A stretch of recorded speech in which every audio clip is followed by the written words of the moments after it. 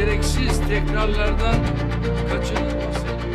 যুক্তরাজ্যের বিদায়ী প্রধানমন্ত্রী কিয়ার স্টারমারকে তাজা গুলিসহ একটি ব্যক্তিগত রিভলভার উপহার দিয়েছেন তুরস্কের প্রেসিডেন্ট রিসেপ তাইয়েপ এরদোয়ান। তুরস্কে অনুষ্ঠিত ন্যাটো সম্মেলনে এই উপহার দেয়া হয়।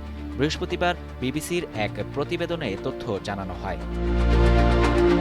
প্রতিবেদনে বলা হয়, আঙ্কারায় অনুষ্ঠিত এই শীর্ষ সম্মেলনে অংশ নেয়া প্রতিটি দেশের সরকার প্রধান ও রাষ্ট্রপ্রধানকে একই ধরনের উপহার দেয়া হয়েছে। প্রতিটি আগ্নেয়াস্ত্রে সংশ্লিষ্ট নেতার নাম খোদাই করা ছিল। তবে কিয়ার স্টারমারের নামে খোদাই করা রিভলভারটি যুক্তরাজ্যে নিয়ে যাওয়া হয়নি। এটি বর্তমানে তুরস্কে অবস্থানরত ব্রিটিশ কর্মকর্তাদের কাছেই রয়েছে।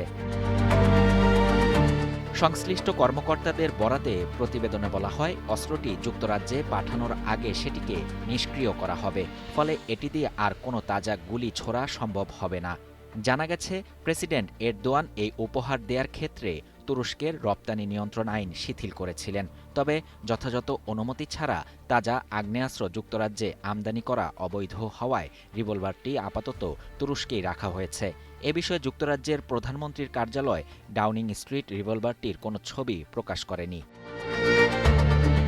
ন্যাটো সম্মেলনের ফাঁকে প্রধানমন্ত্রী কিয়ার স্টারমার ও প্রেসিডেন্ট রিসেপ তাইয়েপ এরদোয়ান একটি প্রতিরক্ষা সহযোগিতা চুক্তিতে সই করেন। এর ফলে দুই দেশের মধ্যে গোয়েন্দা তথ্য আদান প্রদানের পথ আরও সুগম হবে। সম্মেলন শেষে দেয়া এক বিবৃতিতে স্টারমার বলেন, এই আয়োজনের পর ন্যাটো জোট আরও শক্তিশালী ও ঐক্যবদ্ধ হয়েছে। তিনি বলেন, এটি একটি সফল সম্মেলন ছিল। আমরা যা অর্জন করতে চেয়েছিলাম তা পেরেছি, আর তা হলো জোটের ঐক্য।